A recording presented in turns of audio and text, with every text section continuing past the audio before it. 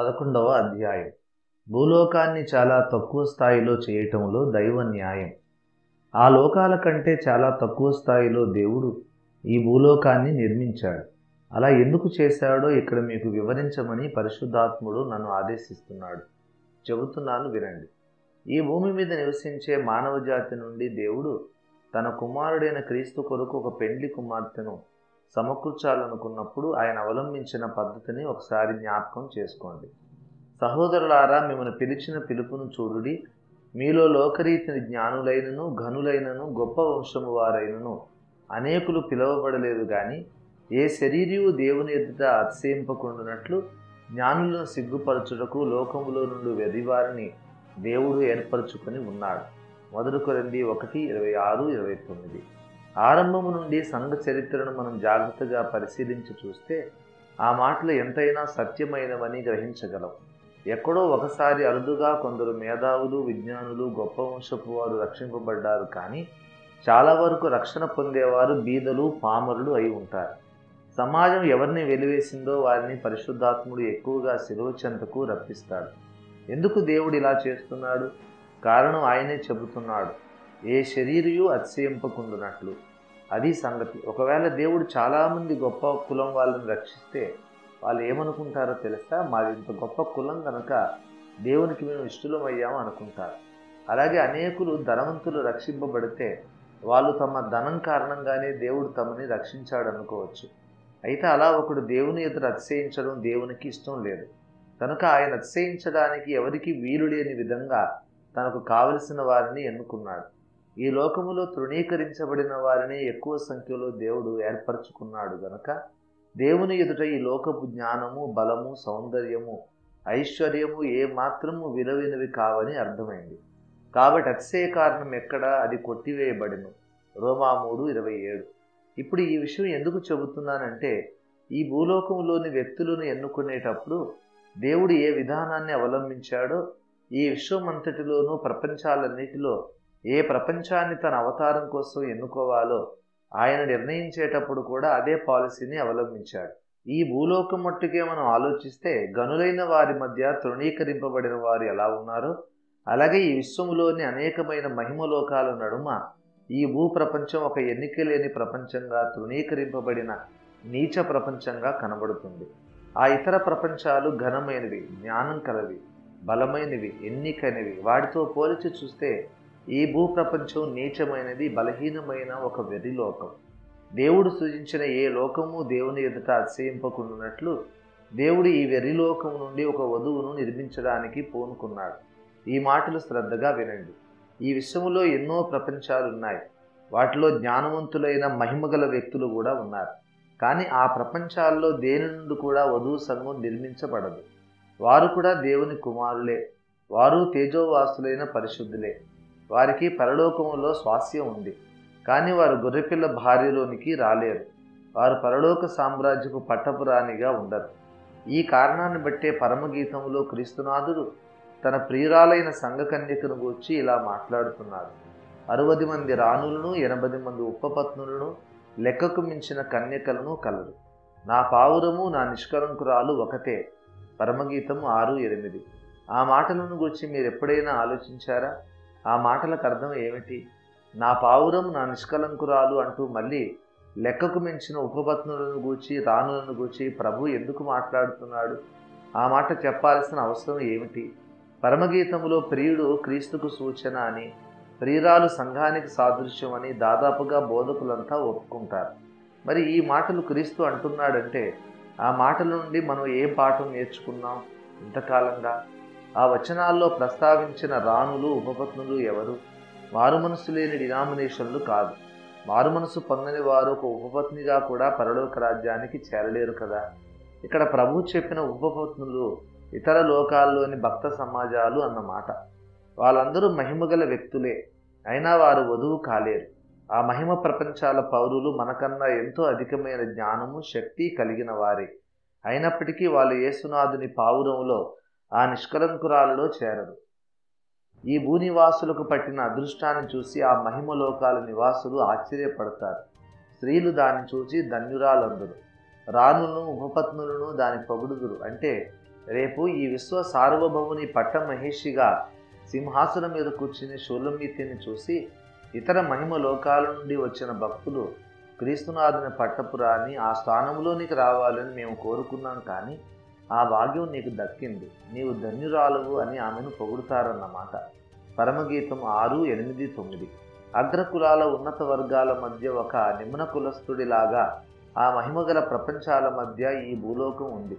అయితే ఆ మహిమ ప్రపంచాలు తమ మహిమలను చూసుకొని గర్వించకుండా ఉండాలని ఈ మట్టి మనుషులతోనే ఒక మహిమగల వధువును నిర్మించి తన కుమారునికి భారీగా అనుగ్రహించబోతున్నారు. 12. దైవ కుమారులను మానవలోక సందర్శనకు దేవ విరోధి ఒప్పించిన వైనం. తన అనంత భవిష్యత్ జ్ఞానంలో రూపుదిద్దుకున్న సంకల్పాన్ని బట్టి ఈ భూలోకాన్ని దేవుడు సృజించేటప్పుడే చాలా బలహీనమైనదిగా దీన్ని సృజించాడు. అది దేవుని సంకల్పం. అయితే దుష్టుడైన సాతాను ఈ పరిస్థితిని తనకు అనుకూలంగా ఉపయోగించుకున్నాడు. ఎలాగూ ఈ భూమి మీద మనుషులు మహిమ లేని వారు గనక ఇతర లోకాలలోని మహిమగల వ్యక్తులను వాడుకొని ఈ మానవ లోకాన్ని చెరపడం సాతానుకు సులభమైపోయింది. లూసిఫర్ అనబడే ప్రధాన కెరూబు దేవునికి విరోధంగా తిరుగుబాటు చేసి పతనమయ్యాడని అందరికీ తెలుసు. కానీ ఆ పతనం తర్వాత అతడి స్థానం ఏమిటో, అతని హోదా ఏమిటో చాలామందికి తెలియదు. లూసిఫర్ పాపం చేసినప్పుడు దేవుడు అతన్ని పడద్రోశాడు నిజమే, కానీ ఆ పడద్రోయబడడం ద్వారా వాడు కోల్పోయినది ఏమిటి, నష్టపోయిందేమిటి? సర్వం కోల్పోయాడా? సర్వనాశనమైపోయాడా? కాదు. వాడు సర్వం కోల్పోలేదు. వాడు సర్వనాశనం అయ్యే రోజు మునుముందు ఉంది. కానీ ప్రస్తుతానికి వాడు బాగానే ఉన్నాడు. ఈ విశ్వమంతా స్వేచ్ఛగా సంచరిస్తూనే ఉన్నాడు.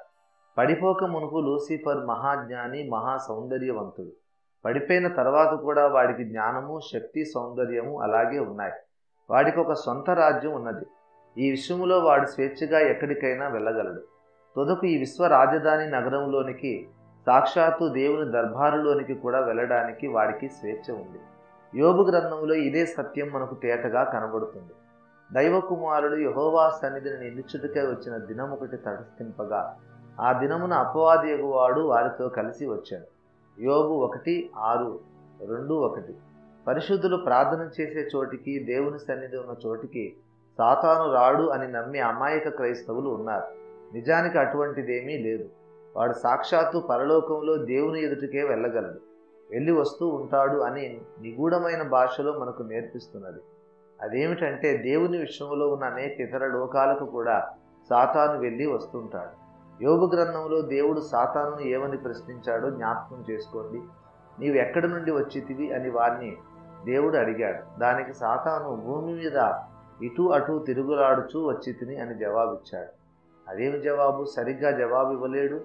గ్రీసు దేశం నుండి వచ్చానను, ఇండియా నుండి వచ్చానను చెప్పచ్చు కదా. అంత నిర్లక్ష్యంగా వాడిచ్చిన సమాధానాన్ని దేవుడు ఎలా అంగీకరించాడు? ఆ సంభాషణకు అర్థం ఏమిటో మీరు ఎప్పుడైనా ఆలోచించారా? దేవుని ప్రశ్నకు అర్థం ఇది: నేను సృజించిన కోటాను కోట్ల ప్రపంచాలలో నీవు ఏ ప్రపంచం నుండి వచ్చావు అని అడిగాడన్నమాట దేవుడు. దానికి జవాబుగా సాతాను భూప్రపంచం నుండి వచ్చాను అన్నాడు. అందుకని దేవుడు ఆ భూలోకంలో ఉన్న ఫలానా భక్తుడి సంగతి నీవు ఆలోచించావా అని వ్యవహారం మొదలుపెట్టాడు. అంటే నేను ఫలానా లోకం నుండి వచ్చాను అని సాతాను వేరొక లోకం పేరు చెప్పే అవకాశం కూడా ఉన్నదన్నమాట. నేను ఇప్పుడు ఎందుకు ఈ విషయాన్ని చెబుతున్నానో వివరిస్తున్నాను, వినండి. ఇప్పటి మానవ జాతి ఈ ప్రపంచం సృజించబడడానికి అనేక కోట్ల సంవత్సరాలకు పూర్వమే ఆ మహిమలోకాలు సృజింపబడ్డాయి. సాతాను దేవుని సన్నిధి నుండి పడద్రోయబడిన తర్వాత చాలా కాలం గడిచాకనే ప్రస్తుత ప్రపంచ సృష్టి జరిగింది. ఈ భూప్రపంచం మీద మనుష్య జాతిని దేవుడు ఇతర లోకాల కంటే చాలా తక్కువ స్థాయిలో నిర్మించాడని ముందే చెప్పుకున్నాం. మొదటి మానవుడైన ఆదామును, అతని భార్యను సాతాను శోధించి పాపంలో పడివేసిన తర్వాత ఆది మానవులు ఈ భూమి మీద నిస్సహాయులుగా నిలుచుండిపోయారు. అదే సమయంలో సాతాను ఈ విశ్వములో ఇతర మహిమలోకాలకు వెళ్ళి అక్కడి మహిమగల వ్యక్తులతో మాట్లాడాడు. ఈ భూలోకాన్ని దర్శించడానికి రమ్మని వాళ్ళను ఆహ్వానించాడు. బహుశా వాడు ఈ బలహీన జాతికి సహాయం చేయాలని, మానవులు తమ కోసం ఒక నాగరికతను నిర్మించుకోవడానికి అవసరమైన సహాయాన్ని, సహకారాన్ని అందించాలని ఆ మహిమలోకవాసులకు పిలుపునిచ్చి ఉంటాడు. ఈ క్రొత్త లోకాన్ని చూడాలన్న ఆసక్తితో కొందరు, ఈ నిర్భాగ్య జాతికి సహాయం చేయాలని జాలితో కొందరు, మహిమలోకవాసులు తమ మహిమ రథాలనెక్కి భూలోకానికి దూసుకురావడం ప్రారంభించారు. ఆదాము హవ్వలు కయీను హేబేలులు జీవించిన కాలంలోనే ఇతర నక్షత్ర మండలాల నుండి బుద్ధిజీవులు తమ అద్భుత రాకెట్లలో ఈ భూమి మీదకి దిగారు. హేబేలును చంపిన తర్వాత దేవుని సన్నిధి నుండి వెలివేయబడిన కయీను భూమి మీద దిగులు పడుచు దేశదిమ్మలుగా సంచరించసాగాడు. అలా దిగులుగా కాలం గడుపుతున్న కయీనును అంతరిక్షవాసులు పలకరించారు. కయీనుకు కొండంత ధైర్యాన్ని నూరిపోశారు. మేము నీకు సహాయం చేస్తామన్నారు. వారు ఆకాశం నుండి దిగి రావటం, మళ్ళీ రాకెట్లలో రివ్వున ఆకాశంలోనికి నక్షత్రాల మధ్యలోనికి దూసుకెళ్లడం కయీను కల్లారా చూశాడు.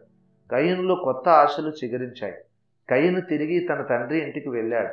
అప్పటికి ఆదాము, షేతును మరికొందరు ఆడపిల్లల్ని కని ఉన్నాడు. వాళ్ళందరిలో నుండి కయీను తన కంటికి నచ్చిన అమ్మాయిని తీసుకొని తన భార్యగా తీసుకొని తిరిగి అంతరిక్షవాసులు తనకు కనబడిన దూర ప్రదేశానికి వెళ్ళాడు. కయీనుకు కొందరు కుమారులు కుమార్తెలు కలిగారు.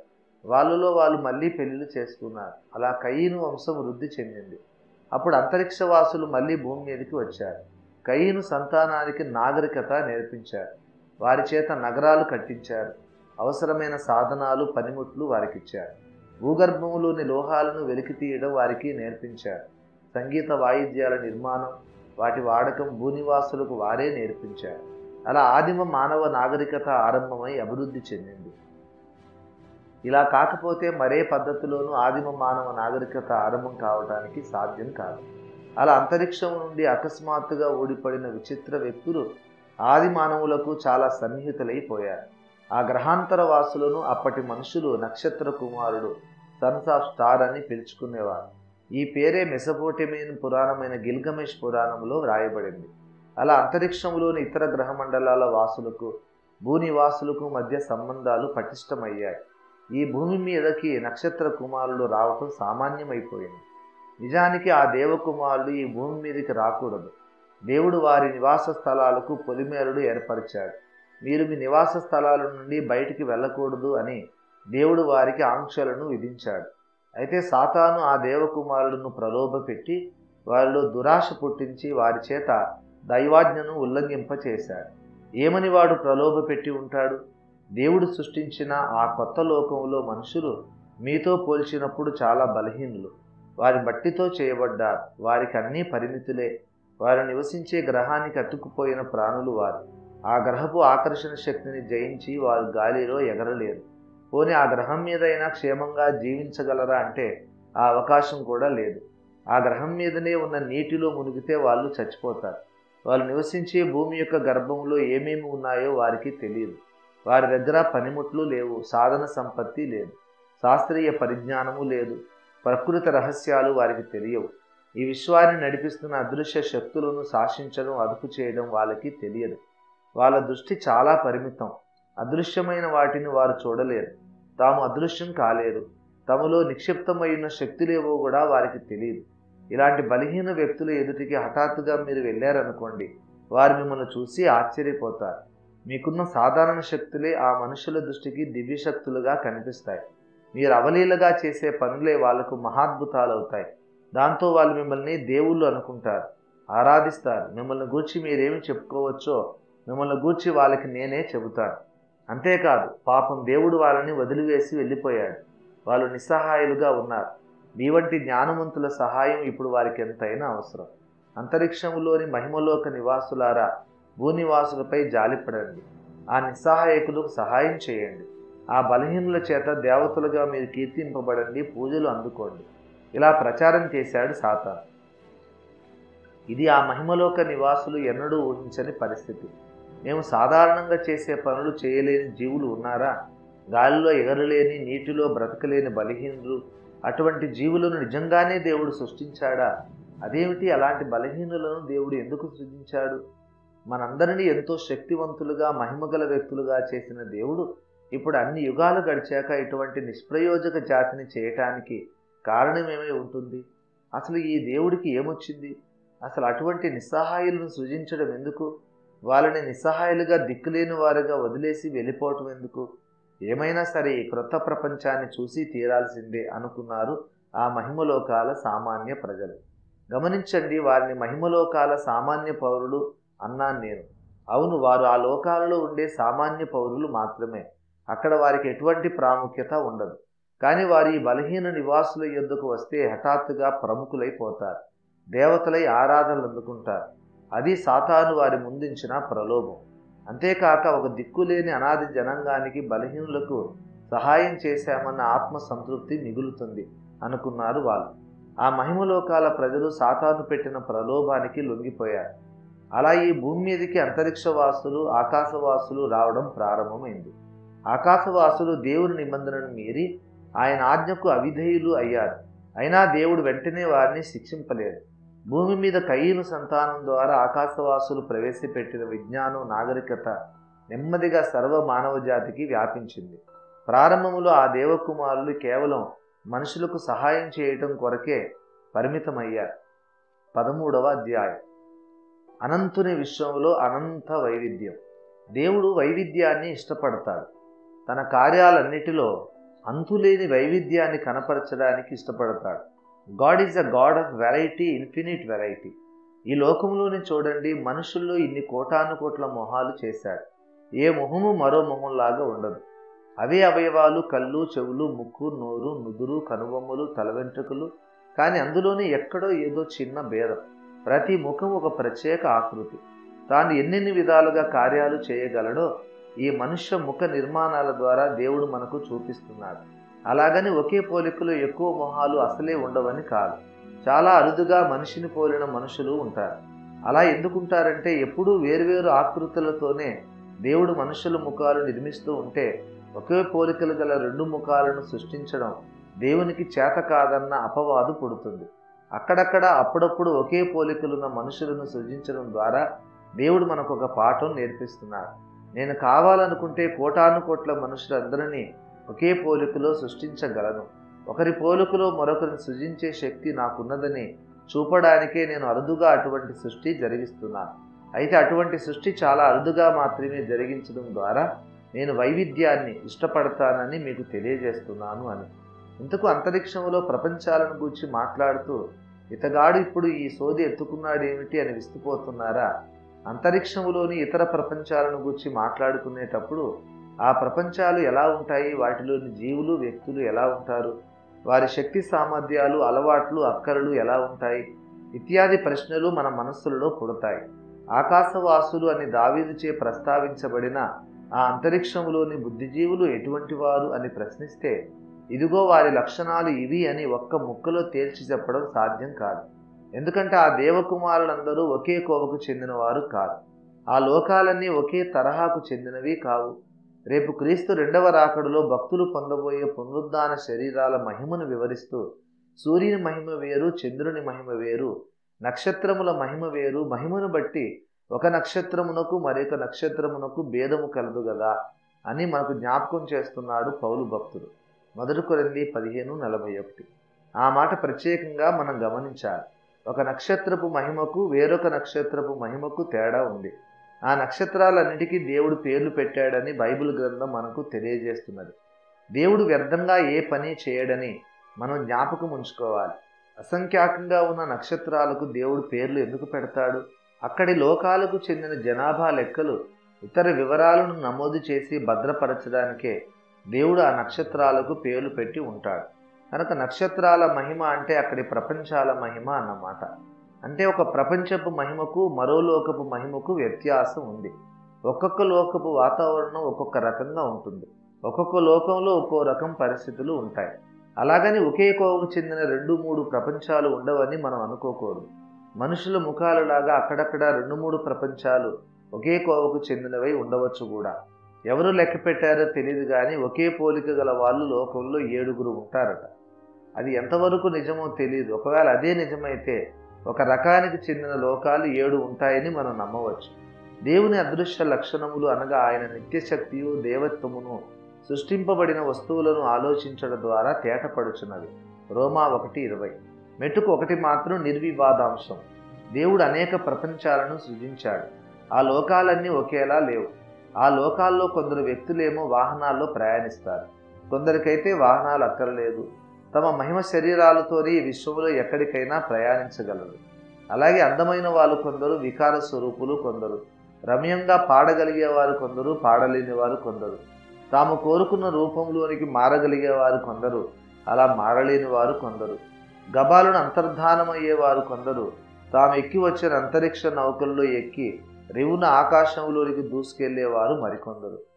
14వ అధ్యాయం. మానవ జాతి విభజనకు కారణమైన అంతరిక్ష వాసులు.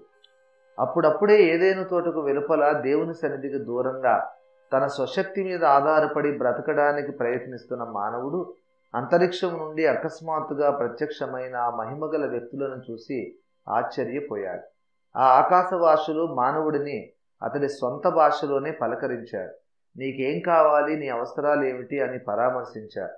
ఇదిగో నీ అవసరాలు తీరే విధానం ఇదే అంటూ వాళ్ళు మానవుడికి కొత్త సాంకేతిక పరిజ్ఞానం, పనిముట్లు ఇచ్చారు.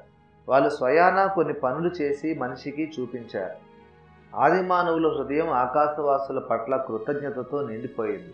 ఎవరు మీరు, ఎందుకు మాకు ఇలా సహాయం చేస్తున్నారు అని అడిగారు ఆ మనుషులు. వారు మౌనంగా నవ్విన చిరునవ్వే సమాధానమైంది. అందుచేత మనుషులే రకరకాలుగా భాష్యాలు చెప్పుకున్నారు. తమకు తోచిన రీతిగా మనుషులు అంతరిక్షవాసులను అర్థం చేసుకున్నారు. కాలక్రమేపీ అంతరిక్షవాసులు మానవ కన్యకలను చూసి మోహించారు. వారితో శారీరక సంపర్కం పెట్టుకున్నారు. భూమి మీదకి ఇలా గ్రహాంతర జీవులు రావడం కేవలం ఒక్కసారి జరిగిన సంఘటన కాదు. అలా పలుమార్లు జరిగింది. వేరువేరు నక్షత్ర మండలాల నుండి వేర్వేరు మహిమ అంతస్తులలోని వ్యక్తులు అనేక దఫాలుగా ఒక బృందం తర్వాత మరో బృందంగా ఈ భూమి మీదకి వచ్చారు. భూలోకాన్ని సందర్శించిన అంతరిక్షవాసుల బృందాలలో కొన్ని జలప్రలయానికి ముందు వచ్చాయి, మరికొన్ని జలప్రలయానికి తర్వాత వచ్చాయి. మొదట వచ్చిన దేవకుమారుల బృందాలు మనుషులకు నాగరికతను నేర్పించి మానవ స్త్రీలతో శారీరక లైంగిక సంబంధాలు పెట్టుకున్నారు. ఆడ మనుషులతోనే కాదు, ఆడ జంతువులతో కూడా వారు లైంగిక సంబంధాలు పెట్టుకున్నారు. అందుచేత రాక్షస పరిమాణం కలిగిన మనుషులు, నెఫీలులు, రాకాసి జంతువులు పుట్టుకొచ్చాయి.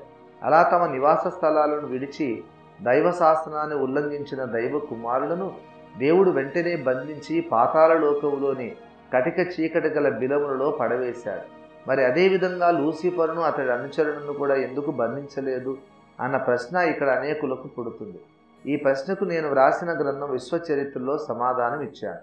అయితే దైవ కుమారులు పాతాళ లోకములో బంధింపబడినప్పటికీ వారి ద్వారా పుట్టిన రాక్షస జాతి మాత్రం భూమి మీద విస్తరిస్తూనే ఉంది. తాటి చెట్టంత పరిమాణం కలిగిన నెఫీలులు, రాకాసి జంతువులు భూమి మీద అంతకంతకు ఎక్కువ అవుతూ పోతున్నాయి. ఆ పరిస్థితిని అలాగే వదిలేస్తే దేవుడు సృజించిన మానవ జాతి అంతరించి పోయే ప్రమాదం ఉంది. అంతేకాక అసలు నెఫీలులనే వాళ్లకు దేవుని ప్రణాళికలో స్థానం లేదు. అందుకే ఆ సంకర జాతిని నాశనం చేసి కల్తీ లేని స్వచ్ఛమైన మానవ జాతిని భూమి మీద నిలబెట్టడానికి దేవుడు జలప్రలయాన్ని రప్పించాడు. ఆ జలప్రలయంలోనే డైనోసార్ల వంటి రాకాసి జంతువులు నశించాయి. నెఫీలులు కూడా నశించారు. అయితే జలప్రలయం తర్వాత కథ మరో మలుపు తిరిగింది. జరిగిన బీభత్సాన్ని చూసి దేవుడు బాధపడి సమస్త శరీరులు ప్రవాహ జలముల వలన ఇకను లయపరచబడరు, భూమిని నాశనము చేయుటకు ఇకను జలప్రవాహము కలగదు అని పలికాడు. ఆదికాండం 9:11. సాతాను దేవుడు చేసిన ఈ తీర్మానాన్ని తనకు అనుకూలంగా ఉపయోగించుకోవాలనుకున్నాడు. విశ్వంలోని అనేక అసంఖ్యాక ప్రపంచాల్లో 1-2 ప్రపంచాల నుండి అంతవరకు బుద్ధిజీవులు భూమి మీదకి వచ్చారు. ఇప్పుడు మిగతా ప్రపంచాల నుండి మహిమగల దేవకుమారులను భూలోకానికి తీసుకురావడానికి సాతాను పూనుకున్నాడు. జలప్రలయానికి మునుపు వచ్చిన వారు కాక వేరే కొందరు వ్యక్తులు భూలోకానికి సుదూర నక్షత్ర మండలాల నుండి రావడం మళ్ళీ ప్రారంభమైంది. నెఫీలులు మళ్ళీ పుట్టారు. ఆ దినముల్లో జలప్రలయానికి పూర్వం నెఫీలులు అనువారు భూమి మీద ఉండిరి. ఆ తరువాతను జలప్రలయం గతించిన తర్వాత కూడా ఉండిరి అంటోంది లేఖనం. మునుపు ఉండిన నెఫీలులందరూ నీటి వరదలో మునిగి నశిస్తే మళ్ళీ జలప్రలయం తర్వాత నెఫీలులు ఎక్కడి నుండి పుట్టుకొచ్చారు? మళ్ళీ రెండవసారి దేవకుమారులు అంతరిక్షం నుండి భూలోకానికి వచ్చారు. కనుకనే నెఫీలులు మళ్ళీ పుట్టడం సాధ్యమైంది. ఆ నెఫీలులో ఒకడే నిమ్రోదు. నెఫీలులు మోషే దినాల వరకు భూమి మీద ఉన్నారు. అంటే అంతకు మునుపు నిమ్రోదు దినాల్లో కూడా ఖచ్చితంగా వాళ్ళు భూమి మీద ఉన్నారు. ఆ భయంకరమైన రాక్షసులు 70 అడుగులు ఎత్తున్న బలాఢ్యులు భూమి మీద ఉండగా నిమ్రోదు పరాక్రమము గల వేటగాడుగా లోకమంతటా ప్రసిద్ధి పొందాడు. అందుచేత నిమ్రోదు నెఫీలులను మించిన నెఫీలుడై ఉండాలి. ఆ నిమ్రోదు నాయకత్వంలో భూనివాసులంతా ఒకే రాజ్యంగా ఏర్పడ్డారు. ఆ రాజ్యానికి నిమ్రోదు రాజు. అంతేకాదు నిమ్రోదు తనను తాను దేవునిగా కూడా ప్రకటించుకున్నాడు. దేవుని ముందు 2 మార్గాలున్నాయి. యావత్తు మానవ జాతిని మళ్ళీ నశింపచేయడం ఒక మార్గం. అలా చేస్తే దేవుడు మాట తప్పినట్లు అవుతుంది. అంతేకాక దేవుడు ఏదేనులో వాగ్దానం చేసిన మెస్సియా అవతరించే వరకు మానవ జాతి బ్రతికి ఉండాలి. లేకపోతే దేవుడు తన వాగ్దానం నిలబెట్టుకోలేడు. రక్షకుడు అవతరించడం అసాధ్యమవుతుంది. ఇకపోతే దేవ విరోధమైన ఆ రాజ్యాన్ని మతాన్ని కొనసాగించడానికి వీలు లేకుండా అవరోధం సృష్టించడం మరో మార్గం. దేవుడు ఈ రెండవ మార్గాన్ని ఎంచుకున్నాడు. అందుకే బాబేలు గోపురం దగ్గర భాషల్ని తారుమారు చేసి ఒకే జాతిగా ఉండిన మానవులను అనేక జాతులుగా విభజించి భూమి అన్నంతటా చెదరగొట్టాడు దేవుడు. అలా మనుష్య జాతి అనేక జాతులుగా విడిపోయిన సమయంలో భూమి అంతా ఒకే ఖండంగా ఉండేది. భాషల ప్రాతిపదికగా నరజాతి అనేక గుంపులుగా చీలిపోయి తలొక దిక్కు వెళ్ళి స్థిరపడిన తర్వాత భూమి కూడా చీలిపోయింది. అంతకుముందు ఒకే ఖండంగా ఉండిన భూమి అనేక ఖండాలుగా చీలిపోయింది. ఉత్తర అమెరికా, దక్షిణ అమెరికా ఖండాలు దూరంగా జరిగిపోయాయి. వీటి మీద మాయన్లు అనే జాతి వారు ఉండేవారు. ఆఫ్రికా, ఐరోపా, ఆసియా ఖండాలు ఒక ముక్కగా మిగిలాయి. ఆ మూడు ఖండాలు కలిసే చోట మధ్యధరా సముద్రం ఉంది. అక్కడ ఆర్యులు అనే జాతి ఉండేది. మరోవైపు ఆస్ట్రేలియా మరో ముక్కగా విడిపోయింది. ఇవిగాక అనేక ఇతర ద్వీపాలు ఏర్పడ్డాయి. ప్రతి భూఖండం మీద మానవులు ఉన్నారు. మానవులు ఒక్కొక్క చోట ఒక్కో భాష మాట్లాడుతున్నారు.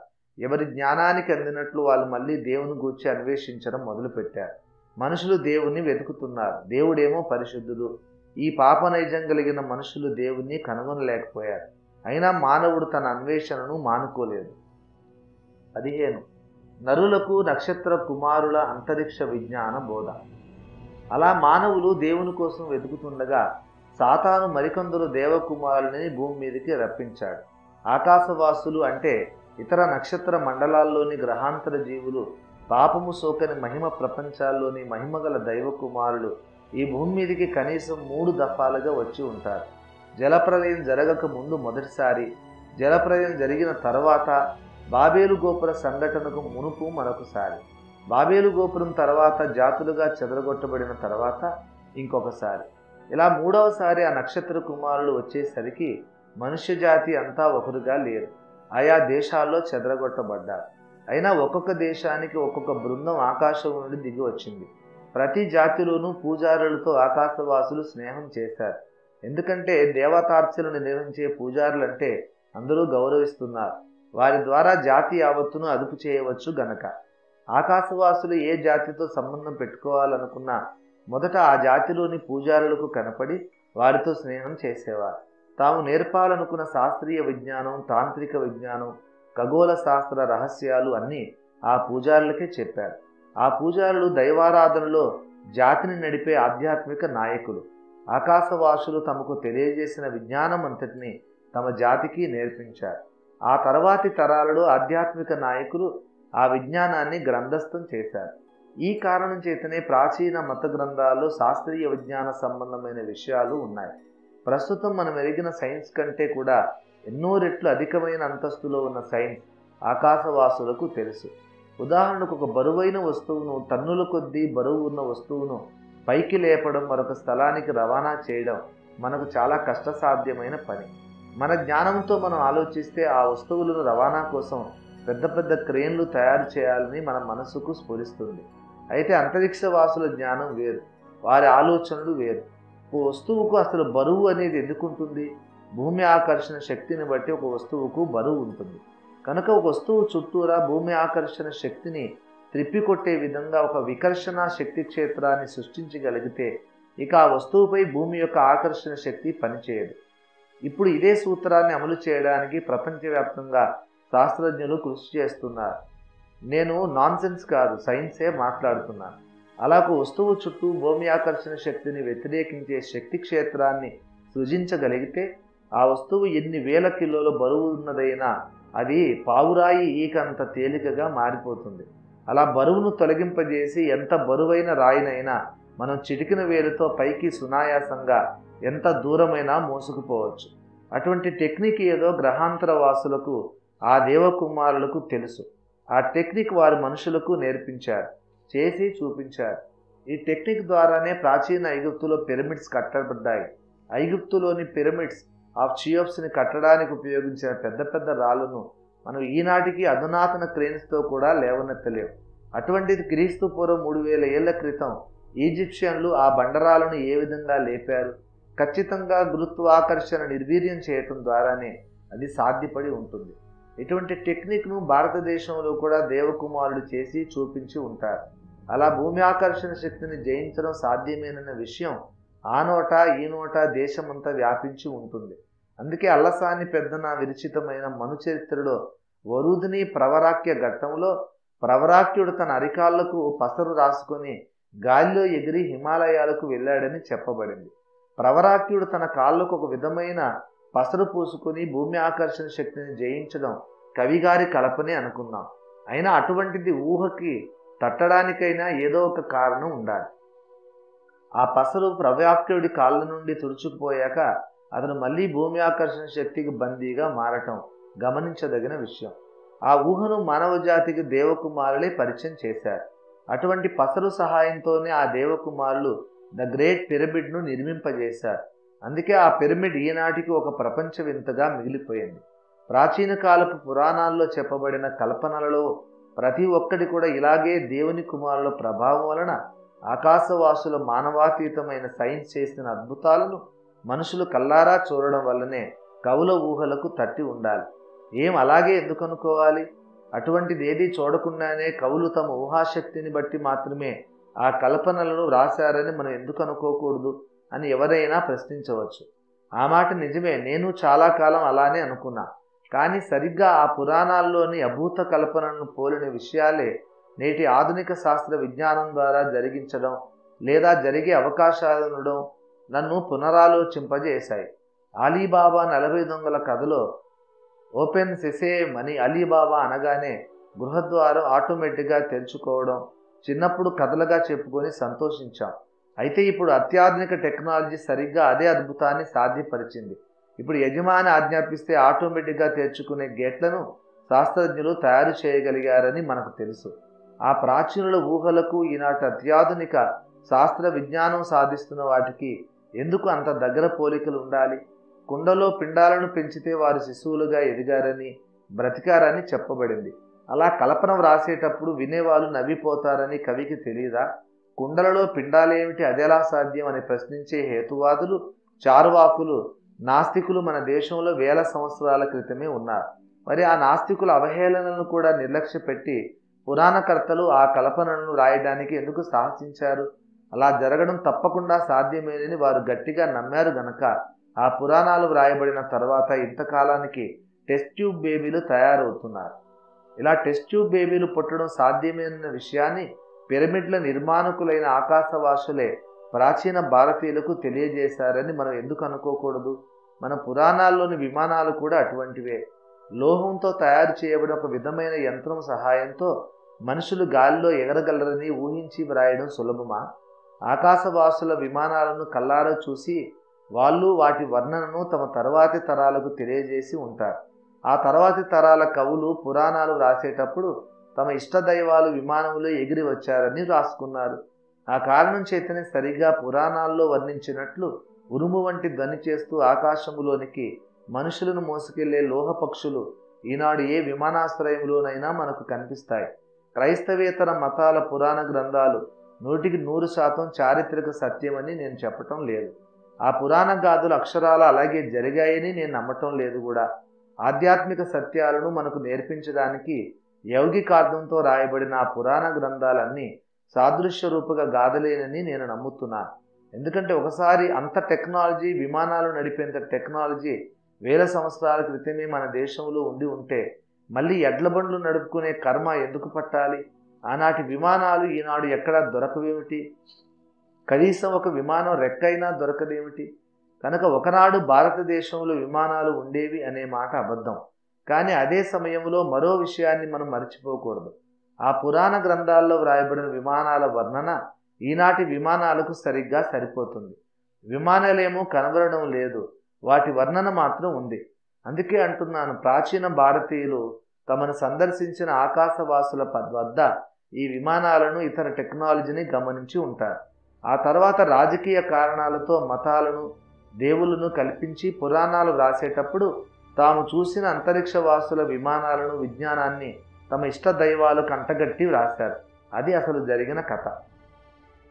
16వ అధ్యాయం. దైవాన్వేషణలో భూనివాసులను పూర్తిగా తప్పుదోవ పట్టించిన సాతాను మహాకుయుక్తి. ఇంతకు ఎవరు ఆ ఆకాశవాసులు? ఆ ఆకాశవాసులే ఆదికాండం 6వ అధ్యాయంలో చెప్పబడిన దేవుని కుమారుడు. సంగతి వినకముందు ప్రత్యుత్తరమిచ్చువాడు తన మూఢతను బయలుపరిచి సిగ్గునొందును అని లేఖనం ఎప్పుడో ప్రవచించింది. అటువంటి వ్యక్తులు అనేకులు నాకు తారసిల్లుతున్నారు. సామెతలు 18:13. ప్రశ్నించడం నేరం కాదు, సందేహాలు తీర్చుకోవడానికి ప్రయత్నించడం తప్పు కాదు. అయితే ప్రశ్నలు అడిగే వ్యక్తి శిష్యునికి తగిన మనస్సు కలిగి వినయముతో అడగాలి. అంతేగాని వారి ఎదుటివారిలోని లోపాలను వెతకటానికి, తమకేదో ఎక్కువ తెలిసిపోయిందని చూపించడానికి అడగకూడదు. విజ్ఞాన సముపార్జన చేయగోరే వారికి వారి అహంకారమే పెద్ద అవరోధం. ఆదికాండం 6వ అధ్యాయంలో చెప్పబడిన దేవదూతలు మానవ కన్యకల వివాహ ఫలితమే నెఫీలుడు అనే రాక్షస జాతి అవతరణ అని నేను చెప్పాను. అంతేకాదు, అటువంటి నెఫీలుల జాతికి చెందిన వాడే నిమ్రోద్ అని కూడా చెప్పారు. అంతటితో నా బోధలో ఒక పొరపాటు కనుగొన్నానని కొందరు మురిసిపోయారు. నెఫీలుడు జలప్రలయంలో సమూలంగా నాశనం అయ్యారని మీరే చెప్పారు కదా, మళ్ళీ జలప్రలయం తర్వాత పుట్టిన నిమ్రోదు నెఫీలుడు అని మరెలా చెబుతున్నారు? నిమ్రోదు నెఫీలుడైతే జలప్రలయంలో చావకుండా కొందరు నెఫీలుడు మిగిలిపోయారంటారా? దేవదూతలు వచ్చి భూమి మీద నెఫీలులను కనడం జలప్రలయానికి ముందు, నిమ్రోదు పుట్టిందేమో జలప్రలయం గడిచిన తర్వాత. అలాంటప్పుడు నిమ్రోదు కూడా ఒక దేవదూతకు మానవ స్త్రీకి పుట్టిన సంకర వ్యక్తి అని నెఫీలుడని మీరు ఎలా చెప్పగలరు అంటూ నా మీద విమర్శల వర్షం కురిపించారు. నిమ్రోదు జలప్రలయం తర్వాత పుట్టాడన్న చిన్న విషయం నాకు తెలియదని, నాకు ఆ ప్రశ్న తట్టలేదని నా విమర్శకులు భావించడం చూస్తే నాకు ఆశ్చర్యం కలిగింది. జలప్రలయం తర్వాత పుట్టిన నిమ్రోదు నెఫీలీయుడు ఎలా కాగలడో నా శిష్యులకు చెబుతామనే అనుకుంటున్నారు. నెఫీలీల జాతి జలప్రలయంలో నశించినప్పటికీ జలప్రలయం తర్వాత కూడా మోషే కాలం వరకు భూమి మీద నెఫీలులు అనేవాళ్ళు ఉన్నారని లేఖనమే మనకు చెబుతున్నది కదా. సంఖ్యాకాండం 13:33. అసలు ఆదికాండం 6వ అధ్యాయంలోనే నెఫీలులు అనువారు ఆ తర్వాతను, అంటే జలప్రలయం తర్వాత కూడా ఉండిది అని పరిశుద్ధాత్ముడు తేటగా వ్రాయించాడు. అయితే జలప్రలయం తర్వాత కూడా నెఫీలులు ఉండడం ఎలా సాధ్యపడింది అన్నది శిష్యులు వినయపూర్వకంగా అడగవలసిన ప్రశ్న. ఆ ప్రశ్నకు సమాధానంగానే దేవదూతులు భూలోకపు స్త్రీలతో సంపర్కం పెట్టుకోవటానికి, ఇతరత్రా కూడా మానవ జాతులతో సాంస్కృతిక సంబంధాలు పెట్టుకోవడానికి పలుమార్లు వచ్చారని చెప్పాను. పరలోకపు దేవకుమారులు దేవుని మీద తిరుగుబాటు చేసి పాపం చేసి పడిపోయిన సంఘటన ఒకేసారి జరగలేదు. అటువంటి పతనాలు చాలాసార్లు జరిగాయని మనం మొదట గ్రహించాలి. అంతరిక్షంలోని అసంఖ్యాక ప్రపంచాలలోని దైవకుమారుల్లోని అనేక బృందాలు ఒకరి తర్వాత ఒకరిగా వేరువేరు సందర్భాల్లో వేరువేరు సమయాల్లో పాపం చేశారు. ఈ విషయం నాకెలా తెలిసిందని అడుగుదామనుకుంటున్నారా? దాన్ని మించిన ఆటం బాంబు ఒకటి పేలుస్తాను. అసలు లూసిఫర్ కంటే ముందు దేవుని సన్నిధి నుండి పడిపోయిన దైవ కుమారులు కూడా ఉన్నారు. పరలోకంలో దేవుని మీద తిరుగుబాటు చేసిన వారిలో లూసిఫర్ మొదటివాడు కాదు. అతని కంటే ముందు కొందరు పాపం చేసి దేవుని కోపానికి గురై ఖైదులో ఉంచబడ్డారు. లూసిఫర్ పతనాన్ని, అందుకు దారితీసిన పరిస్థితులను మనం తెలుసుకోవాలంటే లేఖనాల్లో మనకు ఆధారం ఎక్కడుంది అని అడిగితే, ఏ కాస్త బైబిల్ పరిజ్ఞానం ఉన్న వాళ్ళైనా యెషయా 14వ అధ్యాయంలో వ్రాయబడి ఉంది అని ఇట్టే చెప్పేస్తారు. అవును, లూసిఫర్ పతనాన్ని గురించి 14వ అధ్యాయంలో వ్రాయబడింది నిజమే. అయితే ఆ లేఖనం చెప్పిన విషయాన్ని పూర్తిగా చదివారా మీరు ఎప్పుడైనా? లూసిఫర్ దేవుని సన్నిధిలో నుండి పడద్రోయబడినప్పుడు జరిగిన సంభవాలను యెషయా 14:9-10 వచనాల్లో లేఖనం వివరిస్తున్నది వినండి. నీవు ప్రవేశించుచుండగానే నిన్ను ఎదుర్కొనుటకై క్రింద పాతాళము నీ విషయమై కలవరపడుచున్నది. అది నిన్ను చూచి ప్రేతలను రేపుచున్నది. భూమిలో పుట్టిన సమస్త శూరులను, జనముల రాజులందరినీ వారి వారి సింహాసనముల మీద నుండి రేపుచున్నది. వారందరూ నిన్ను చూసి నీవును మావలే బలహీనుడు వైతివా, నీవును మా బోటి వాడవైతివా అందరు. ఆ మాటలను గురించి మీరు ఎప్పుడైనా ఆలోచించారా? లూసిఫర్ పడద్రోయబడినప్పుడు అతడు పాతాళంలోనికి ప్రవేశిస్తుండగానే అంతకు మునిపే అక్కడికి చేరిన ఖైదీలు కొందరు అతనిని పలకరిస్తున్నారు. మాకు పట్టిన గతే నీకు పట్టిందా అంటున్నారు. ఈ విశ్వ చరిత్రను అర్థం చేసుకోవడానికి ఇది ఒక కీలకమైన తాళపు చెవి. లూసిఫర్ కంటే మునిపే కొందరు దేవకుమారులు తిరుగుబాటుదారులు కావడం, అయినా లూసిఫర్ ప్రధానంగా దేవ విరోధిగా పరిగణించబడడం, ఒకసారి పాతాళంలోని చెరసాల్లోనికి వెళ్ళిన లూసిఫర్ తిరిగి స్వేచ్ఛగా వదిలిపెట్టబడడం, ఈ విషయాల్లో నుండి క్రీస్తు సంఘం నేర్చుకోవలసిన బోలెడంత ఉంది. ఆ పాఠాలన్నీ ఇప్పుడు చెప్పలేను, వాటికి ఇది సమయం కాదు. కానీ ఒక విషయం మాత్రం ప్రస్తుతానికి మనం నేర్చుకుందాం. లూసిఫర్తో పాటు కొందరు దేవకుమారులు పడిపోయారు. అంతకంటే ముందు కొందరు పడిపోయారు. తిరిగి లూసిఫర్ పతనం జరిగాక చాలా కాలం తర్వాత ఆదికాండం 6వ అధ్యాయంలో దేవకుమారుడు పాపం చేశారు. అంటే పరలోకంలోని దేవకుమారులు ఏదో ఒక రూపేణా పాపం చేసి శిక్షావిధికి లోను కావడం పరిపాటేనన్నమాట. ఇప్పటికీ మనం లేఖనాలను చూసినవే 3 సందర్భాల్లో కనిపిస్తున్నాయి. జలప్రలయానికి ముందు, జలప్రలయం తర్వాత, బాబేలు గోపురం తర్వాత. ఈ 3 కాలాల్లోనూ నెఫీలులు ఉన్నారు. మొదటి సందర్భంలో నెఫీలులు ఎలా పుట్టారో మనకు లేఖనం తేటగానే చెప్పింది. కనుక మిగతా 2 కాలాల్లో కూడా నెఫీలులు అలాగే పుట్టి ఉంటారు, వేరే మార్గం లేదు. జలప్రలయం తర్వాత నెఫీలులు ఎలా పుట్టారు అంటే ఆ సమయంలో కూడా రెండవసారి దేవకుమారులు భూలోకానికి వచ్చి ఉంటారు. ఇలా పదే పదే దేవకుమారులు పడిపోవడం పరలోకంలో జరిగిందని నాకు తెలుసు గనుకనే దేవదూతులు మానవులు కలిసిన సంకరజాతి నెఫీలులు అనబడే రాక్షస జాతి జలప్రలయం తర్వాత కూడా ఉండిందని చెప్పారు. ఈ విషయం మన ప్రస్తుత అంశాన్ని ఎలా ప్రభావితం చేస్తుంది?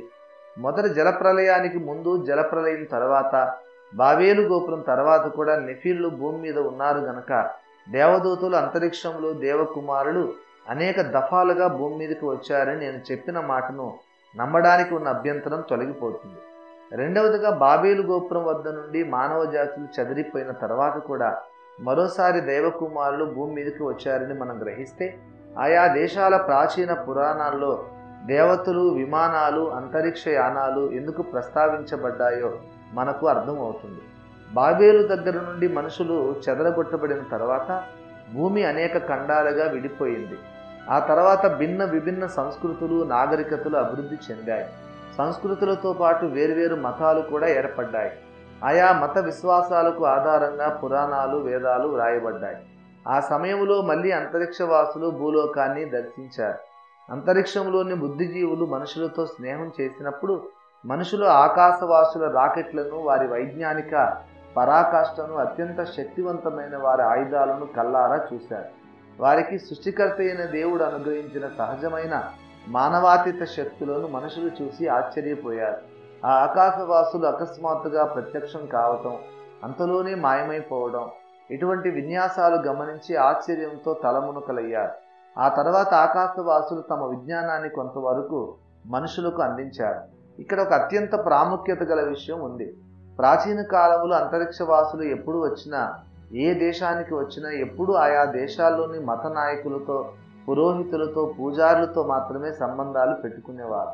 ఆ అంతరిక్షవాసులు ఆదిమ మానవ జాతుల్లోని పూజారి వర్గంతో, అర్చక వర్గంతో కాకుండా సాధారణ మనుషులతో పరిచయం పెంచుకుంటే మానవ చరిత్ర గమనమే వేరే విధంగా నడిచేది. ఆ మాట చెప్పాను గనక నా మీదకి 2 బాధ్యతలు వచ్చి పడ్డాయి. మొదట ఆకాశవాసులు పురోహిత వర్గంలోనే సంబంధాలు పెట్టుకున్నారన్న మాటను నిరూపించవలసి ఉంది. రెండవదిగా వారు పురోహిత వర్గంతోనే సంబంధాలు పెట్టుకున్నందువలన కలిగిన పర్యవసానాలు ఏమిటో కూడా నేను పాఠకులకు వివరించాల్సి ఉంది. ఆకాశవాసులు భూమి మీదకి 3వసారి వచ్చినప్పుడు భూనివాసుల్లో అనేక వర్గాలు ఉన్నాయి. ఆదిమ మానవ సమాజంలో బలవంతులైన వారు తమ చుట్టూ ఉన్న వారిపై ఆధిపత్యం సంపాదించి తమను తాము రాజులుగా ప్రకటించుకున్నారు. వారు పాలక వర్గం అని వ్యవహరించబడతారు. అలాగే ఇతర రంగాల్లో నైపుణ్యం కలిగిన వారు ఇతర వర్గాలుగా రూపొందారు. అలా వర్తకులు, అర్చకులు కూడా తయారయ్యారు. ఇంకా ఏ రంగంలోనూ ప్రత్యేక నైపుణ్యం లేని వారు సాధారణ పౌరులుగా మిగిలిపోయారు. ఒకవేళ అంతరిక్షంలో నుండి వచ్చిన బుద్ధిజీవులు తమ విజ్ఞానాన్ని వేరొక వర్గానికి, ఉదాహరణకు రాజులకు అందించి ఉంటే ఆ రాజులు తమ విజ్ఞానాన్ని తమ సొంత సామ్రాజ్య విస్తరణ కోసమే ఉపయోగించుకొని ఆ విజ్ఞానాన్ని తమ దేశానికే పరిమితం చేసేవారు. అలా కాకుండా ఆకాశవాసులు ఒకవేళ వాణిజ్య వర్గాలతో సంబంధాలు పెట్టుకుని ఉంటే ఆ వర్తకులు తాము పొందిన విజ్ఞానాన్ని తమ సొంత వ్యాపారాభివృద్ధి కోసం ఉపయోగించుకునేవారు. కానీ ప్రాచీనులు పొందిన ఆశ్చర్యకరమైన శాస్త్రీయ విజ్ఞానం ప్రతి దేశంలోనూ మత గ్రంథాల్లోనూ పురాణాల్లోనూ వ్రాయబడి ఉంది. ప్రాచీన ప్రపంచంలో సమాజానికి విజ్ఞానం బోధించేవారు పూజారి వర్గమే. భారతదేశంలో గురుకులాలు నిర్వహించి విద్యార్థులకు సకల శాస్త్రాలు నేర్పించిన వారు బ్రాహ్మణులే. కౌరవ పాండవులకు యుద్ధ విద్యలు నేర్పిన ద్రోణాచార్యుడు బ్రాహ్మణుడే. బ్రాహ్మణులంటే మొత్తం సమాజానికి గురువులు. మరోవైపు వారు సమాజం పక్షంగా దేవతలను ప్రార్థించి సమాజ సంక్షేమానికి పాటుపడేవారు. అంటే ఒక విధంగా చూస్తే ఈ అర్చక వర్గం దేవతలకు మానవులకు మధ్యవర్తుల వంటి వారన్నమాట. దేవతల ఆరాధనలో సమాజాన్ని నడిపించే బ్రాహ్మణుల దగ్గరే సకల శాస్త్ర విజ్ఞానం పోగుపడి ఉండడం ఏమిటి? బ్రాహ్మణులు అర్చకులు వ్రాసిన మత గ్రంథాలలో మాత్రమే శాస్త్రీయ విజ్ఞానం నిక్షిప్తమై ఉండడం ఏమిటి? ప్రాచీన ప్రపంచంలో మత గ్రంథాలే వైజ్ఞానిక గ్రంథాలు. మత గ్రంథాలలోనే ఆరోగ్య సూత్రాలు వ్రాయబడ్డాయి. మతాచారాల్లో చాలా వరకు ఆరోగ్య సూత్రాల ప్రాతిపదికపైనే ఏర్పాటు చేయబడ్డాయి. మన దేశంలో కాళ్లకు పసుపు రాయడం, మనుషులు ఎక్కువగా ఒకచోట సమకూడే పెళ్లిళ్ళు పేరంటాల వంటి సందర్భాల్లో పచ్చటి ఆకుల తోరణాలు కట్టడం వంటి ఆచారాలు విజ్ఞాన శాస్త్రపరంగా ఎంతో ఉపయోగకరమైనవని ఈనాడు మనకు తెలుసు. పసుపులో క్రిమిసంహారక గుణం ఉంది. ఆడవాళ్ళు ఇంటి పనుల్లో తలమునుకులై ఉండగా వారి పాదాలు దినములో చాలా భాగం తడిలోనే ఉంటాయి. కనుక పాదాల నుండి అనేక వ్యాధికారక క్రిములు స్త్రీల శరీరంలో ప్రవేశిస్తాయని ఈనాడు శాస్త్రజ్ఞులు చెబుతున్నారు. కనుక స్త్రీల పాదాలకు పసుపు రాసుకున్నప్పుడు ఆ పసుపు క్రిమిసంహారిణి గనుక స్త్రీల ఆరోగ్యాన్ని పరిరక్షిస్తుంది. అలాగే పచ్చటి ఆకులు గాలిని శుద్ధి చేస్తాయని ఆధునిక శాస్త్రవేత్తలు చెబుతున్నారు. వందలాది మంది మనుషులు ఒకే చోట గుమిగూడినప్పుడు ఒకరు పీల్చి వదిలిన గాలిని మరొకరు పీల్చవలసి వస్తుంది. కనుక అటువంటి చోట పచ్చటి ఆకుల తోరణాలు కడితే దానివలన గాలి కొంతవరకు శుద్ధీకరించబడుతుందని ఈనాడు మనకు తెలుసు. ఈ శాస్త్రీయ విషయాలు మన పూర్వీకులకు తెలుసు కాబట్టే మన ఆరోగ్య పరిరక్షణ కోసం పెద్దలు ఇటువంటి ఆచారాలను మతంలో జొప్పించి మనకు అలవాటు చేశారని ఈనాడు అనేకులు చెబుతూ ఉండడం మనం చూస్తూ ఉన్నాం. పైన చెప్పినట్లు భారతీయ మతాచారాల్లో ఆరోగ్య సూత్రాలు ఇమిడి ఉన్నాయనే విషయాన్ని ఇంతవరకు ఎవరూ కాదనలేకపోయారు. అయితే ఇక్కడ ఒక ప్రశ్న పుడుతుంది. ఆ ఆరోగ్య సూత్రాలు ప్రాచీన కాలంలో మన పూర్వీకులకు ఎవరు తెలియజేశారు? అంతగా సైన్స్ తెలిసిన మేధావులు ఆనాటి సమాజంలో ఉంటే మరి భూమిని ఆదిశేషుడు మోస్తున్నాడని, చంద్రుడిని రాహువు మృంగుతున్నాడని చెప్పే అభూత కల్పనలు, హాస్యాస్పదమైన కథలు ఎలా పుట్టుకొచ్చాయి? ఆ అభూత కల్పనలు ఏ గ్రంథాల్లో కనబడుతున్నాయో ఆ గ్రంథాల్లోనే సైన్స్ సంగతులు ఉండడం చాలా విదూరమైన దానిలా కనబడడం లేదు. భూమి శూన్యంలో వేలాడుతున్నదని తెలియని వారికి పసుపు ఒక క్రిమి సంహారిణి అని ఎలా తెలిసిందంటారు? అందుకే నేను అంటున్నాను, మన ప్రాచీనులకు సైన్స్ అంతా తెలుసని చెప్పడం అతిశయోక్తి అవుతుంది. అయితే వారికి తెలియని కొన్ని శాస్త్రీయ వైజ్ఞానిక విషయాలు వారికంటే మేధావులైన వారెవరో వారికి చెప్పారు.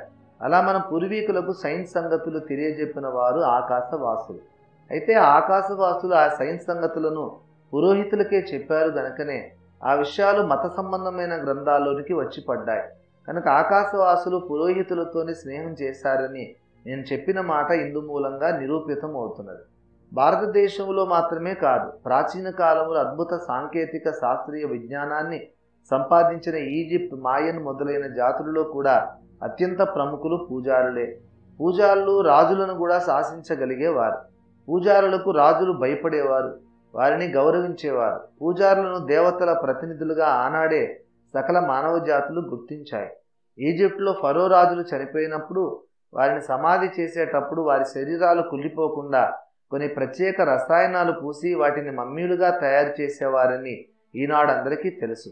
అయితే ఈ మమ్మీఫికేషన్, మృతదేహాలను కుళ్ళిపోకుండా భద్రపరిచే ప్రక్రియ వెనుక ఒక ఆశ్చర్యకరమైన, ఆసక్తికరమైన మత విశ్వాసం ఉండేదని చాలామందికి తెలుసు.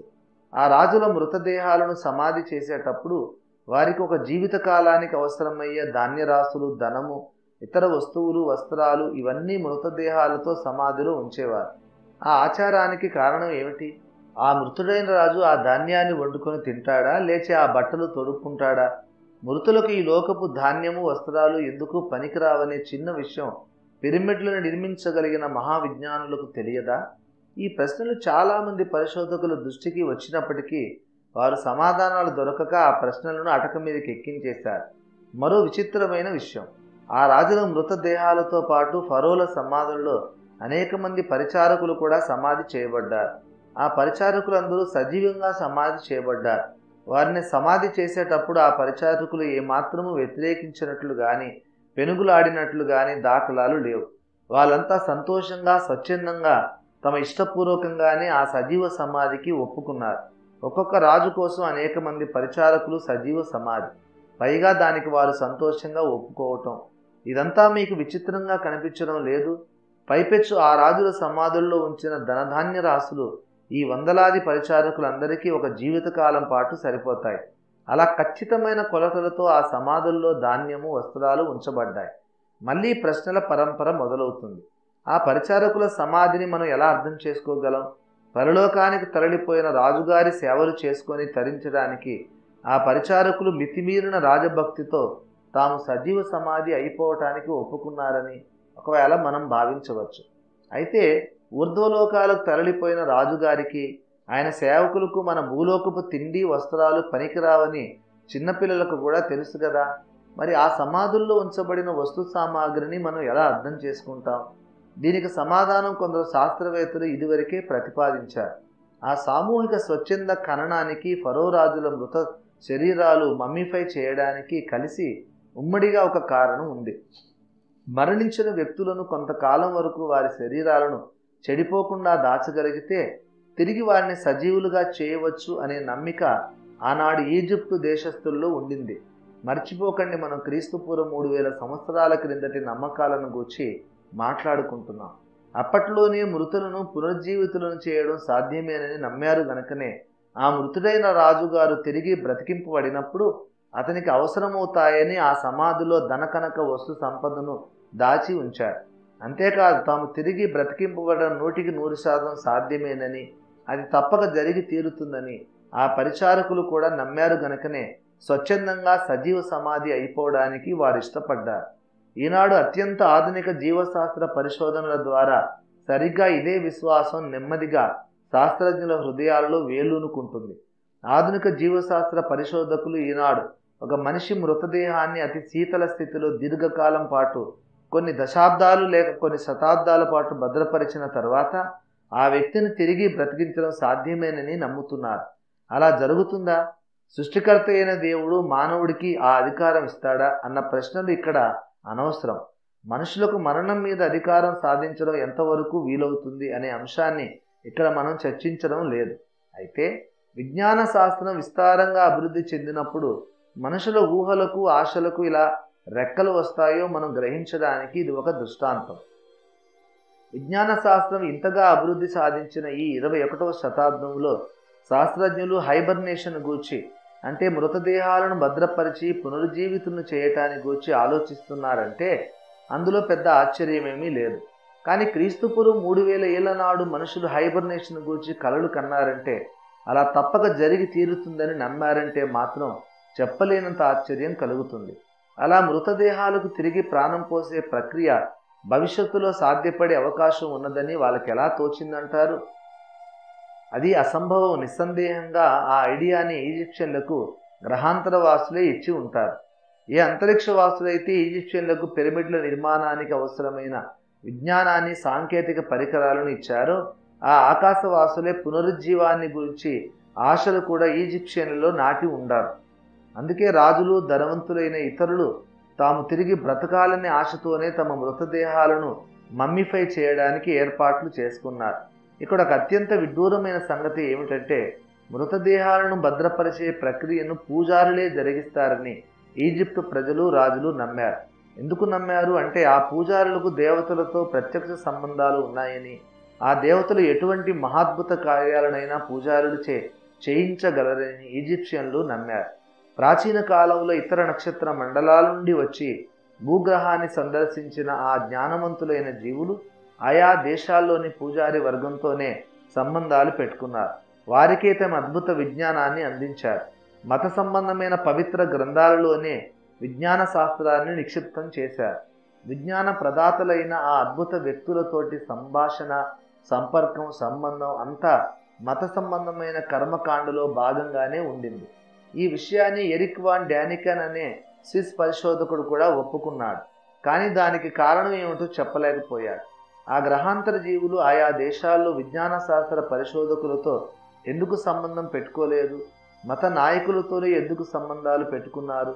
తమ అమోఘమైన విజ్ఞాన సంపదను చూసి, తమ శక్తి సామర్థ్యాలను చూసి ఈ మనుషులు తమను దేవుళ్ళని భ్రమిస్తున్నారని ఆ గ్రహాంతర వాసులకు తెలియదా? తప్పకుండా తెలిసే ఉంటుంది.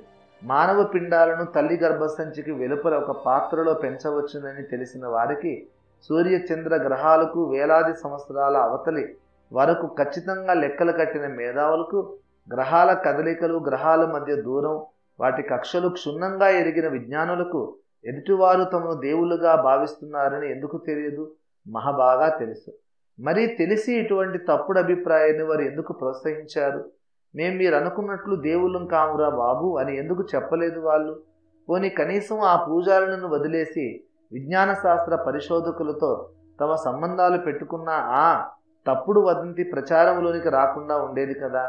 తెలిసి అంతరిక్ష వాసులు తాము దేవతలమనే అభిప్రాయాన్ని భూనివాసులకు ఎందుకు కలిగించారు? ఈ ప్రశ్నకు బైబిల్ గ్రంథం ఒకటే సమాధానం ఇవ్వగలుగుతుంది. ఆ గ్రహాంతర జీవులు తాము దేవతలుగా ఆరాధింపబడాలని ఆశించారు. అది వారు కావాలనే సృష్టించిన వదంతి. చేతులా వారు కావాలనే ఆ తప్పుడు అభిప్రాయాన్ని కల్పించారు. అసలు ఈ భూగ్రహం మీదకి వచ్చి భూనివాసులకు తమ అమోఘమైన విజ్ఞానం అందించడంలో వారి ప్రధాన ఉద్దేశమే అది. తమ వైజ్ఞానిక పరిపక్వతను ప్రదర్శించి భూనివాసులను ఆశ్చర్యానికి, భావోద్వేగాలకి గురి చేయాలని వారు అనుకున్నారు. ఆ వైజ్ఞానిక పరిపక్వత ద్వారా తమకు కలిగిన అద్భుత శక్తులు, తమ దైవిక శక్తులని వారు మనుషులను భ్రమింపజేశారు. ఎందుకు వాళ్ళు అలా చేశారు? నిజానికి దేవుళ్ళు కాని వారు తాము దేవుళ్ళమని ఎందుకు ప్రచారం చేసుకున్నారు? జవాబేమిటో ఈ పాటికి పాఠకులకు అర్థమైపోయి ఉంటుంది. దేవునికి చెందవలసిన ఘనతను, సృష్టికర్తకు చెందవలసిన ఆరాధనను ఆయనకు చెందకుండా దొంగిలించాలని ఆశించడమే మొట్టమొదట లూసిఫర్ చేసిన పాపం. అలా తాను ఆశించడమే కాకుండా వాడు అదే ఆశను, దురాశను ఇంకా అనేక మంది తేజోవాసులైన పరిశుద్ధులలో రేకెత్తించాడు. ఈ విషయాన్ని నేను ఇదివరకే చెప్పాను. పాపం చేసి దేవునికి దూరమై ఏదేను తోట నుండి వెళ్ళగొట్టబడి నిస్సహాయంగా నిలుచుండిపోయిన ఆది మానవులకు సహాయం చేయడం ద్వారా తాము దేవతలుగా ఆరాధన అందుకోవచ్చని కొందరు దేవకుమారులు ఆశించారు. అలా ఆశించి పడిపోయిన దేవదూతలే ప్రస్తుతం ఉన్న దయ్యాలు. దయ్యాలంటే చచ్చిపోయిన మనుషుల ఆత్మలు కాదు. దయ్యాలంటే పడిపోయిన దేవదూతలు అన్నమాట. ఆరాధనను ఆశించి పడిపోయిన దేవదూతలే ఆదిమ మానవ నాగరికతలను అభివృద్ధి చేసి దేవతలుగా మానవ జాతికి పరిచయం చేసుకున్నారు. ఆదిమ మానవ జాతి చేత పూజలు అందుకున్న అద్భుత విజ్ఞానులు పడిపోయిన దేవదూతలే, దయ్యాలే. ఈ కారణం చేతనే అన్ని జనులు అర్పించు బలుడు దేవునికి కాదు, దయ్యములకే, పడిపోయిన దేవదూతలకే అర్పించుచున్నారు అని పౌలు భక్తుడు ఖండితంగా ప్రకటిస్తున్నాడు. 1 కొరింథీ 10:20. మానవ జాతి చరిత్ర ప్రారంభాన్ని గురించి ఆలోచిస్తే విప్పలేని చిక్కుముడులు ఎన్నో ఎదురవుతాయి. ప్రాచీన కాలపు మానవ జాతులకు శాస్త్రీయ విజ్ఞానాన్ని, అవసరమైన ఉపకరణలను అందించిన వ్యక్తులు ఈ విశ్వంలోని ఇతర లోకాలకు చెందిన వారై ఉండాలని మనం ఊహించాం. ఇలా విశ్వంలో ఇతర ప్రపంచాలు ఉన్నాయని క్రైస్తవులమైన మనం నమ్మటానికి ఆధారాలు ఉన్నాయా అని కూడా మనం పరిశోధించాం. ఇతర లోకాలు ఉన్నాయి అనటానికి మనకు బోలెడన్ని ఆధారాలు దొరికాయి. బైబిల్లో కూడా పుష్కలంగా ఆధారాలు కనబడ్డాయి. ప్రాచీన కాలంలో ఆకాశంలో ఎగిరే వాహనాలను కొందరు మనుషులు చూశారనడానికి కూడా ప్రాచీన సాహిత్యంలో అనేక నిదర్శనాలు కనబడ్డాయి. ఈ విషయాలన్నిటినీ వివరించడానికి క్రైస్తవులమైన మనకు ఒక సమంజసమైన వివరణ ఏదో ఉండాలి. తమ నివాస స్థలములను విడిచిన దేవదూతలను దేవుడు అతి తీవ్రంగా దండించాడని లేఖనం సెలవిస్తున్నది. దేవదూతలనే పదం అసంఖ్యాక తేజో ప్రపంచాల నివాసులైన దైవకుమారులందరినీ సూచిస్తుందని మనం లేఖనాల్లో నుండి నేర్చుకున్నాం. కనుక కోటాను కోట్ల సంఖ్యలో ఉన్న ప్రపంచాల్లో ఏవో కొన్ని లోకాలకు చెందిన తేజోవాసులు, దేవకుమారులు తమ మహిమ రథాలతో భూగ్రహాన్ని దర్శించి ఉండటానికి అవకాశం ఉన్నదని మనం తెలుసుకున్నాం. అలా ఈ భూగ్రహాన్ని దర్శించి తమ అత్యున్నత విజ్ఞాన శాస్త్రంతో ఆదిమ మానవ జాతులను దిగ్భ్రాంతికి గురి చేసి తమను తాము దేవతలుగా వారు ప్రచారం చేసుకున్నారని మనం తెలుసుకున్నాం. ఇంత గొప్ప నేరం చేశారు గనుకనే దేవుడు ఆ దేవకుమారులను కటిక చీకటిలో నిత్య పాశములతో బంధించాడని తెలుసుకున్నాం. ఇలా ప్రాచీన కాలంలో మానవులకు దేవతలుగా పరిచయమైన ఆ శక్తి సంపన్నుడు తిరుగుబాటుదారులుగా మారిన దేవదూతలు గనుకనే అన్యజనుడు అర్పించే బలులు పడిపోయిన దేవదూతలకు, దయ్యములకు చెందుతాయని పౌలు చెప్పాడని కూడా మనం జ్ఞాపకం చేసుకున్నాం. ఇక్కడ ఒక ప్రశ్నకు నేను సమాధానం చెప్పాలి. దేవునితో చేసుకున్న నిబంధనను మీరి ద్రోహులై, తిరుగుబాటుదారులై తమ నివాస స్థలాలను విడిచి తమను తాము దేవతలుగా నరజాతికి పరిచయం చేసుకున్న ఆ వ్యక్తులను దేవుడు వెంటనే నిత్య పాశాలతో బంధించి వేస్తే, మరి ఇప్పుడు అన్యజనులు ఆయా దేవతలకు అర్పించే బలులను ఆ దూతలు ఎలా అందుకుంటున్నారు? ఇక్కడ మనం ఒక విషయాన్ని మర్చిపోకూడదు. అసలు ఆయా లోకాల దేవకుమారులని ఈ భూమి మీదకి వెళ్ళమని ప్రేరేపించడం, వాళ్ళను పూజార్హులైన దేవుళ్ళుగా మానవులకు పరిచయం చేయడం, ఇదంతా దేవ విరోధి అయిన సాతాను చేసిన పెద్ద కుట్ర కుతంత్రం. దేవునికి చెందవలసిన పూజలు ఇతరులకు చెందేలా చేయాలి అనేది సాతాను యొక్క ప్రధాన ఉద్దేశం. కొందరు తేజోవాసులను ప్రలోభపెట్టి వారిని భూమి మీదకి తెచ్చి దేవతలుగా వారిని పరిచయం చేస్తే దేవుడు కోపపడి వారిని బంధిస్తాడని మహాజ్ఞాని అయిన సాతానుకు ముందే తెలుసు. అయినా సరే దేవుడు ఆ తేజోవాసులను బంధించినా సరే వారి పేరట తాను భూప్రజలు ఆరాధనను దొంగిలించడం సాధ్యమేనని వాడికి తెలుసు. మొదట భూనివాసులకు దేవతలుగా పరిచయమైన వారు కటిక చీకటిలో బంధింపబడ్డారు. ఆకాశమండలో స్వేచ్ఛగా తిరుగులాడుతున్న తన సైనికులకు పని అప్పగించాడు సాతాను.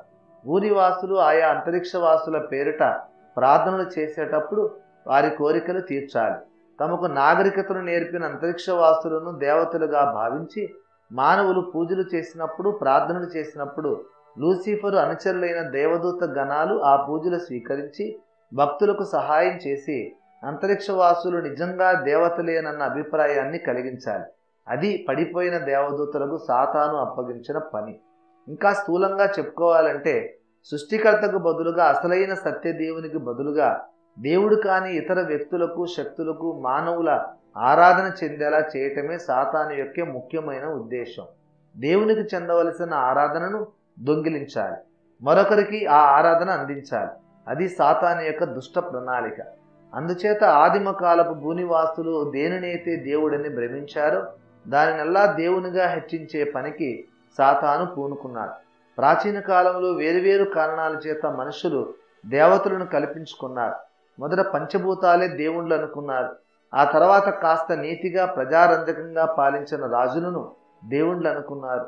ఆయా ఆది మానవుల జాతుల కుదురు చిహ్నాలైన తాబేలు, పంది, ఎద్దు, సింహం, పాము ఇత్యాది ప్రాణులను రాజకీయ కారణాలతో దేవతలుగా ప్రచారం చేశారు. ఇలా మనుషులు ఎన్ని కారణాలతో ఇన్ని రకాలుగా కొత్త దేవుళ్ళను పుట్టించుకున్నా ఆ దేవతలన్నీ మహిమలు చూపడం ప్రారంభించాయి. అసలు రహస్యం ఏమిటంటే ఆయా కల్పిత దేవుళ్ళ వెనుక దాగి ఉండి మహిమలు చూపే అసలు శక్తులు లూసిఫరుతో పాటు పడిపోయిన దేవదూతలే.